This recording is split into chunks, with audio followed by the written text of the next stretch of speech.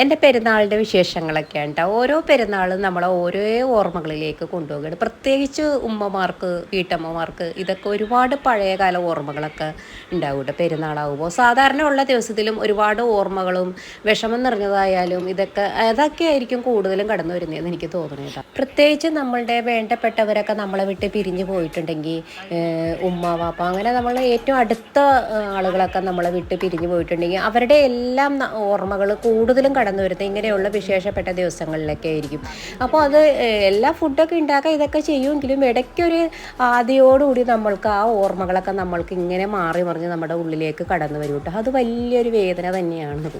നമ്മൾ തയ്യാറാക്കുന്ന ഓരോ ഫുഡ് വരെ നമ്മൾക്ക് ഓരോരോ ഓർമ്മകളാണ് നമുക്ക് സമ്മാനിക്കുക. അപ്പോൾ ഞാൻ ഉള്ളിക്കറിയൊക്കെ ഉണ്ടാക്കുമ്പോൾ എപ്പോഴും ഞാൻ ഉമ്മാനെ ഓർക്കൂട്ടാ.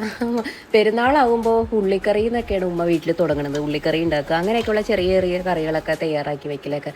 പിന്നെ ഞാൻ ഇന്നലെ പുഡിങ് കഴിഞ്ഞ ദിവസം ഞാൻ രാത്രി ഉണ്ടാക്കിയപ്പോൾ ഞാൻ ഓർക്കായിരുന്നു. ഞങ്ങളുടെ തൊട്ടടുത്തുള്ളൊരു എളിയുമുണ്ട്, അത് എല്ലാ പെരുന്നാളിലും ഇങ്ങനെ അവർ ഇങ്ങനെ പിടി ഉണ്ടാക്കും കേട്ടോ. ശർക്കരയും തേങ്ങ ഇതൊക്കെ ഇട്ട് നല്ല പിടി കാച്ചിയത് തയ്യാറാക്കും. എന്നിട്ട് അത് ഞങ്ങൾക്ക് കൊണ്ടുവന്നവരുണ്ട്. എൻ്റെ ചെറുതിലെ എനിക്കത് കഴിച്ച നല്ല ഓർമ്മയുണ്ട്. അപ്പോൾ ഈ വർഷമാണ് ആ എളിയുമ്പോൾ ഞങ്ങളെ വിട്ട് പോയതും ഇതൊക്കെ. അപ്പോൾ ഞാൻ ഇടയ്ക്ക് എനിക്ക് ആ എളിയുമ്പോൾ ഞാൻ ഈ അവസരത്തിൽ ഓർത്തിട്ടോ, ഈ പെരുന്നാളിന് ഇങ്ങനെ ഓർത്തിരുന്നു. പണ്ട് അങ്ങനെ കൊണ്ടുവന്ന് തരുന്നു, ഞങ്ങൾക്ക് കൊണ്ടുവന്ന് തരുന്നതും കഴിച്ചതൊക്കെ ഞാൻ എൻ്റെ മനസ്സിലേക്ക് ഇങ്ങനെ ഓർത്തു. അപ്പോൾ അതൊക്കെയാണ് നമ്മൾ പ്രത്യേകിച്ച് നമ്മൾ ചെറിയ കുട്ടികളായിരിക്കുമ്പോൾ നമുക്ക് എന്തെങ്കിലും നമുക്ക് ഫുഡ് കഴിക്കാനുള്ളത് നമുക്ക് പൈസ ആരെങ്കിലുമൊക്കെ തരുന്നതിലും കൂടുതൽ നമ്മുടെ മനസ്സിൽ തങ്ങിയേക്കാം നമുക്ക് എന്തെങ്കിലും ഇതുപോലെ വെറൈറ്റി ഫുഡൊക്കെ കഴിക്കാൻ തരുന്നതാണ്ടോ. അപ്പോൾ അത് എപ്പോഴും നമ്മുടെ മനസ്സിലുണ്ടാകും. അവരുടെ ആ സ്നേഹമാണ് അതിൽ നമ്മൾക്ക് കാണാൻ കഴിയുന്നതും ഇതൊക്കെ. അപ്പോൾ ജീരകശാല ഗോൾഡ് റൈസ് വെച്ച് സാധാ ഒരു ബിരിയാണിയാണ് തയ്യാറാക്കുന്നത്. അപ്പോൾ മസാല തയ്യാറാക്കിയ പാത്രത്തിൽ കുറച്ച് സ്ഥലം കുറവായ കാരണം ഞാനിപ്പോൾ ഇത്തവണ എന്ത് ചെയ്തതെന്ന് വെച്ചിട്ടുണ്ടെങ്കിൽ ആദ്യം റൈസ് ഇങ്ങനെ തയ്യാറാക്കിയതിനകത്തേക്ക് റൈസ് ഒന്ന് വറുത്തതിന് ശേഷം കേട്ടോ എപ്പോഴും നമുക്ക് ബിരിയാണി വെക്കാനൊക്കെ നല്ലത്. അപ്പോൾ ഞാൻ ഇതിലേക്ക് മസാല നേരെ തിരിച്ച് ചെയ്യുമായിരുന്നു കേട്ടോ. അല്ലെങ്കിൽ മസാലയുടെ മുകളിലേക്കാണ് റൈസൊക്കെ ഇടാറ്. എങ്ങനെ ഉണ്ടാക്കിയാലും ഒരേപോലെയൊക്കെ തന്നെ, പ്രത്യേകിച്ച് ഇതൊന്നുമില്ല. പിന്നെ എൻ്റെ സ്പെഷ്യൽ ഇതാണ് കേട്ടോ, ഈ സ്പൈസി ബീഫ് കോക്കനട്ട്. അപ്പോൾ അതെൻ്റെ സ്പെഷ്യലാണ്. അത് നല്ല ടേസ്റ്റാണത്. അങ്ങനെ ഞങ്ങളിപ്പോൾ 4 പേരും കൂടി ഭക്ഷണം കഴിക്കാൻ വേണ്ടി ഇരിക്കുകയാണ്. അപ്പോൾ 1/2 കിലോ റൈസിൻ്റെ ഒരു ബിരിയാണി. ഇത് എത്രയൊക്കെ നമ്മൾ കുറച്ചുണ്ടാക്കിയിട്ടുണ്ടെങ്കിലും ബാക്കി കാണും കേട്ടോ. ഇന്നിപ്പോൾ പിന്നെ പ്രത്യേകിച്ച് അറേഞ്ച്മെൻറ്റ്സ് എങ്ങൊന്നുമില്ല, എങ്ങും പോകാൻ അങ്ങനെ പ്ലാനൊന്നുമില്ല.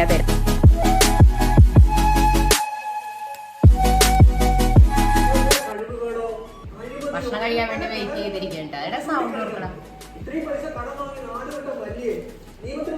പെരുന്നാളിൻ്റെ അന്ന് എപ്പോഴും പിന്നെ വീട്ടിൽ പോവും, പിന്നെ റിലേറ്റീവ്സിൻ്റെ വീട്ടിൽ പോവും. അങ്ങനെയൊക്കെ ആയിരിക്കും പെരുന്നാളിൻ്റെ അന്നത്തെ ഇതൊക്കെ കേട്ടോ.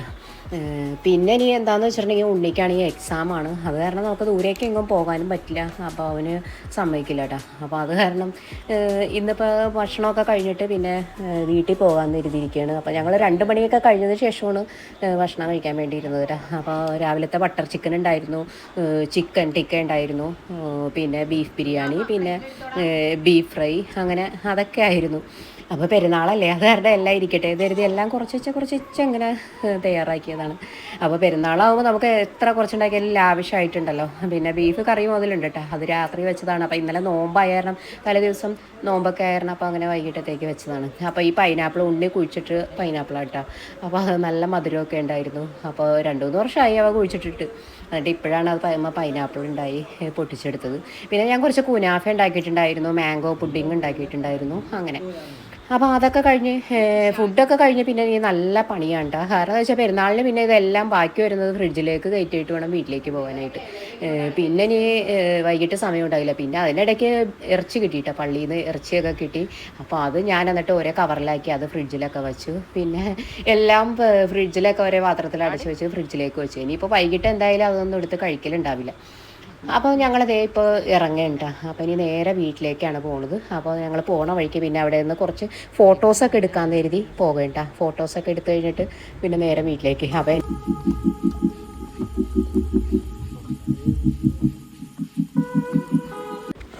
ഇതിപ്പോൾ ഞങ്ങളുടെ വീടിൻ്റെ അടുത്ത് തന്നെയുള്ള സ്ഥലമാണ്. റിപ്പോർട്ടർ ചാനലിൻ്റെ ഫ്രണ്ടിൽ അവിടെ നല്ലൊരു തടാകം ഉണ്ട് കേട്ടോ. അതിൻ്റെ സൈഡിലൊക്കെ നിന്ന് ഫോട്ടോ എടുക്കാൻ നല്ല വ്യൂ ആണ് കേട്ടോ. ഭയങ്കര ഭംഗിയാണ് കാണാനായിട്ട്. അതിൻ്റെ അടുത്താണ് സയൻസ് പാർക്ക് ഇതൊക്കെ ഉണ്ട്. പാർക്കിൽ പോകാറൊന്നുമില്ല കേട്ടോ. പിള്ളേർ പിന്നെ ചെറുതായിരുന്നപ്പോഴൊക്കെ ഇങ്ങനെ പാർക്കിൽ പോകാമെന്നൊക്കെ പറയുമ്പോൾ ഞാൻ 2 വീലറിന് അവർ രണ്ടുപേരും കൊണ്ടുവരികയൊക്കെ ചെയ്തു. അപ്പോൾ അവർ വലുതായപ്പോൾ പിന്നെ അവർക്ക് വലിയ താല്പര്യമില്ല. പിന്നെ ഒന്നാമത് പിന്നെ അവിടുത്തെ റൈഡുകളെല്ലാം കംപ്ലീറ്റ് തല്ലിപ്പൊളിയായിട്ട് കിടക്കുകയാണ് അങ്ങനെ. പക്ഷേ ഇവിടെ നിൽക്കുമ്പോൾ നല്ലത്. അപ്പോൾ ഞങ്ങൾ ഇവിടെ നിൽക്കുന്ന ഫോട്ടോ എടുക്കുമ്പോഴാണ് കേട്ടോ റിപ്പോർട്ടർ ചാനലിലെ ഡോക്ടർ അരുൺ കുമാർ ഇതിലെ അങ്ങോട്ട് പോയത്.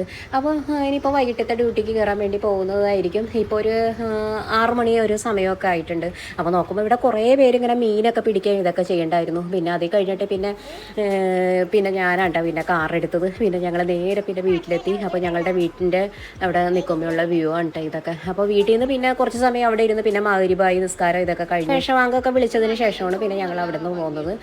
പിന്നെ അത് കഴിഞ്ഞ് പിന്നെ ഹസ്ബൻഡിൻ്റെ പെങ്ങളുടെ വീട്ടിൽ പോയിരുന്നു കേട്ടോ. അപ്പോൾ അവർ പിന്നെ ഇങ്ങോട്ട് വരാൻ വേണ്ടി ഇരിക്കുമായിരുന്നു. അപ്പോൾ ഞങ്ങൾ പെട്ടെന്ന് ധൃതി പിടിച്ച് ഞങ്ങൾ വന്നിട്ട് പോരാന്ന് പറഞ്ഞ് ഞങ്ങൾ പിന്നെ പെട്ടെന്ന് അങ്ങോട്ട് പോയി. ഇവിടെ ഞങ്ങളുടെ വീടിൻ്റെ മേളിൽ നിന്നിട്ടുണ്ടെങ്കിൽ നേരെ വണ്ടർലയൊക്കെ കാണാൻ പറ്റും കേട്ടോ. തൊട്ടടുത്താണെന്ന് തോന്നും. ഇവിടുന്ന് ഒരു 5-6 കിലോമീറ്ററിനുള്ളിലായിട്ടായിരിക്കും. പക്ഷേ അവിടെ പാടോ ഇതിൻ്റെയൊക്കെ അപ്പുറത്തായിട്ടായിരിക്കും കാണുന്നത് കേട്ടോ. നല്ല ഉയരമുള്ള പ്രദേശമായതുകൊണ്ട് നമുക്കിവിടെ ഒന്ന് ശരിക്കും കാണാൻ പറ്റും.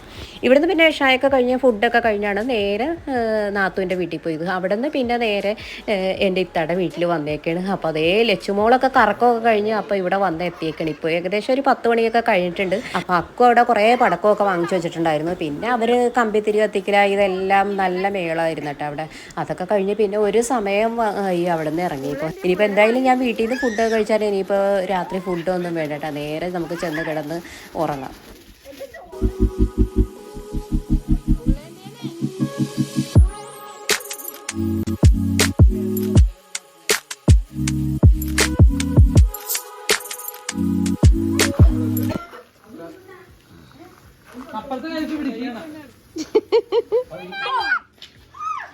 ഇതെന്താ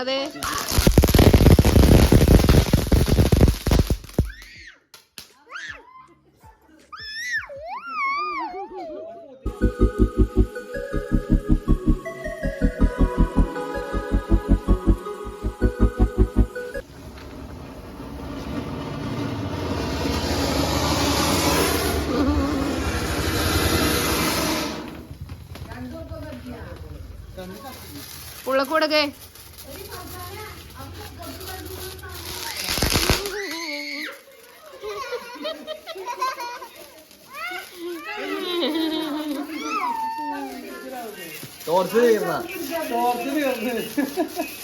ടോർച്ചാണ് പിടിക്കോളൂ.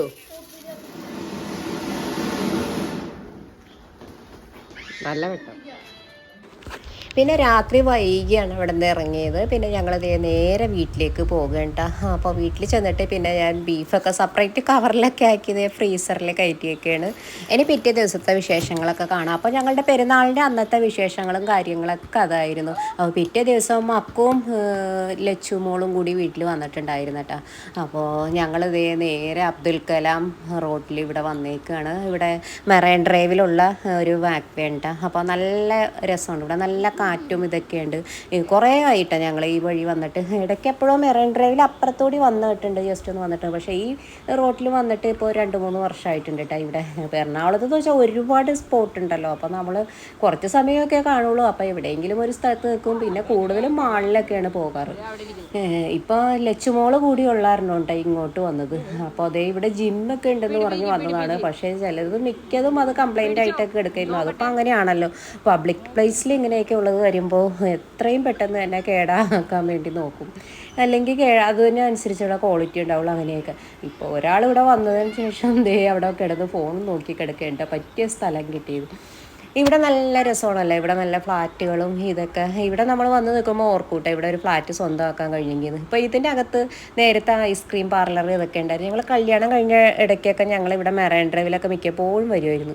അപ്പോൾ വരുമ്പോൾ അവിടെ നിന്ന് ഐസ്ക്രീമൊക്കെ വാങ്ങിച്ച് കഴിച്ചിട്ടുണ്ട്. അങ്ങനെ അതൊക്കെ നല്ലൊരു ഓർമ്മകളും ഇതൊക്കെയാണ് കേട്ടോ. ഇന്നിപ്പോൾ ഇവിടെ കച്ചവടങ്ങളൊന്നും കണ്ടില്ല കേട്ടോ. അപ്പോൾ ഞാൻ ഓർത്ത് ഇവിടുന്ന് മാങ്ങ ഉപ്പിലിട്ടത് അങ്ങനെ എന്തെങ്കിലുമൊക്കെ വാങ്ങിക്കാൻ നല്ല രസമല്ലേ വൈകുന്നേരം ഇങ്ങനെ നടക്കാൻ ഇറങ്ങുമ്പോൾ. പക്ഷേ അതൊന്നും കച്ചവടക്കാരെ ഒന്നും അവിടെ കണ്ടില്ല. പിന്നെ ഇവിടെ വന്നത് വാട്ടർ മെട്രോയിൻ്റെ അവിടെ വന്നു. അപ്പോൾ മെട്രോയിൽ കയറാൻ നോക്കിയപ്പോൾ ഇങ്ങോട്ട് പിന്നെ റിട്ടേൺ പിന്നെ നമ്മൾക്ക് ബോട്ട് കിട്ടില്ല. അപ്പോൾ അത് കാരണം നമ്മൾ അവിടെ കയറിയിട്ട് പിന്നെ മെട്രോയിൽ എന്തായാലും കയറിയില്ല. അപ്പോൾ പിള്ളേർക്ക് അവിടെ നിന്ന് ബൂസ്റ്റ് കുലുക്കി, ഇവിടെ വെറൈൻഡ്രയിൽ വന്നിട്ടുണ്ടെങ്കിൽ പിന്നെ അവിടുത്തെ സ്പെഷ്യൽ ഇതാണ് കേട്ടോ ബൂസ്റ്റ് കുലുക്കി ഇതൊക്കെ. അപ്പോൾ കഴിഞ്ഞ പ്രാവശ്യം ഞാൻ വന്ന് കഴിച്ചപ്പോൾ എനിക്ക് അത്ര അങ്ങ് പിടിച്ചില്ല കേട്ടോ. കഴിച്ചപ്പോൾ പിന്നെ നല്ല തലവേദന ഇതൊക്കെ ആയിരുന്നു. അപ്പോൾ ഞാൻ കുടിച്ചില്ല. അപ്പോൾ പിന്നെ പിള്ളേർക്ക് വേണമെന്ന് പറഞ്ഞ് അവർ പിന്നെ അങ്ങോട്ട് പോകാം, നമുക്ക് ബൂസ്റ്റ് കുലുക്കി കുടിക്കാമെന്നും പറഞ്ഞ് അങ്ങോട്ട് പോയി. ആണെങ്കിൽ ഇവിടെ ഓടി കളിക്കേണ്ടി, ഇവിടെ ഇഷ്ടംപോലെ സ്പേസ് ഉണ്ട്. ഞങ്ങൾ മുമ്പ് ഒരു ദിവസം ഇവിടെ വന്നപ്പോൾ 2-3 ക്യൂ ആയിട്ട് ഇങ്ങനെ നിൽക്കുമായിരുന്നു. പിന്നെ ക്യൂ കണ്ട് ഞങ്ങൾ പിന്നെ തിരിച്ചു പോയിട്ട് പിന്നെ ഇൻഫോ പാർക്കിൽ ഒരു തവണ പോയപ്പോൾ അവിടെ നിന്ന് മാത്രം മെട്രോയിൽ കയറിയിട്ടുണ്ട്. അപ്പോൾ അങ്ങനെ ഒരു അനുഭവം അങ്ങനെ ഞങ്ങൾക്ക് കിട്ടി. പിന്നെ ഇവിടെ അങ്ങനെ വന്നില്ലായിരുന്നു. പിന്നെ നമുക്ക് പകലൊക്കെ ആയിരുന്നെങ്കിൽ പിന്നെ നമുക്ക് അങ്ങോട്ട് വൈപ്പിനിലേക്കോ കൊച്ചിയിലേക്കോ പോയിട്ട് പിന്നെ ഇങ്ങോട്ട് റിട്ടേൺ വരാം. ഇനിയിപ്പോൾ നമ്മുടെ കാറ് ഇവിടെ കിടക്കുകയാണ്, അങ്ങോട്ട് പോയാലും വരുന്നതൊക്കെ പിന്നെ ബുദ്ധിമുട്ടാവും. അപ്പോൾ ഇതാണ് ഇവിടെ ധാരാളം ഇങ്ങനെ ആളുകൾ ഇങ്ങനെ കുളിക്കും. നമ്മൾ ഇങ്ങോട്ട് കടക്കുമ്പോൾ തന്നെ എല്ലാവരും വിളിക്കലും തുടങ്ങും കേട്ടോ. ഇവിടുത്തെ ഷോപ്പുകാരൊക്കെ ഇങ്ങോട്ട് വരും എന്ന് പറഞ്ഞ് വിളിക്കാൻ നല്ല രസമാണ് വിളി കേൾക്കാനായിട്ട്. അങ്ങനെ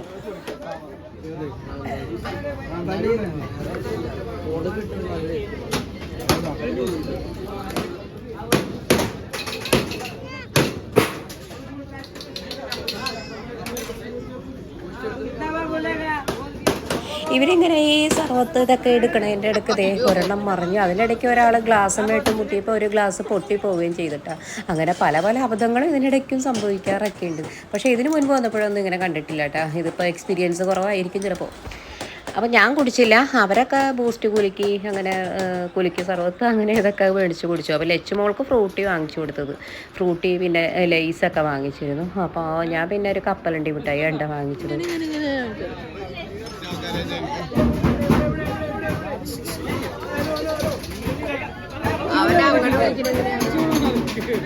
അതുവഴി വരുന്നവർ എവിടെ കയറും എന്നുള്ള കൺഫ്യൂഷനിൽ നിൽക്കേണ്ട അവിടെ.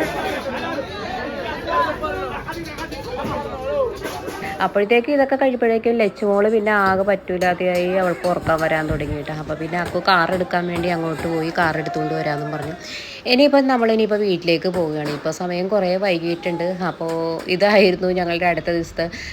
അപ്പോൾ ഇവർ വന്നത് കാരണം ഇവരുടെ ഒപ്പം നമ്മൾക്കൊന്ന് പുറത്ത് പോകാമെന്നും പറഞ്ഞ് ഞങ്ങൾ അങ്ങനെ ഇറങ്ങിയതാണ് കേട്ടോ. അപ്പോൾ ഇത്തയുടെ മൂത്ത മോൻ്റെ കുട്ടിയാണത്, അവൻ വന്നില്ല. അപ്പോൾ രണ്ടാമത്തെ മോൻ്റെ കൂടെയാണ് ലച്ചുമോള് വന്നത്. ഇതിന് മുൻപൊക്കെ ഞാൻ കുറേ വീഡിയോസിലൊക്കെ അവരൊക്കെ കാണിച്ചിട്ടുണ്ട്. അപ്പോൾ അതാ മോള് എൻ്റെ മടിയിൽ കിടന്നുറങ്ങിപ്പോയിട്ട്. അപ്പോൾ ഞാൻ എൻ്റെ വീഡിയോ ഇന്നത്തെ ഇവിടെ വൈൻഡ് അപ്പ് ചെയ്യാണ്. ബാക്കി വിശേഷങ്ങളൊക്കെ ആയിട്ട് നമുക്കിനി അടുത്ത വീഡിയോയിലൂടെ കാണാം കേട്ടോ.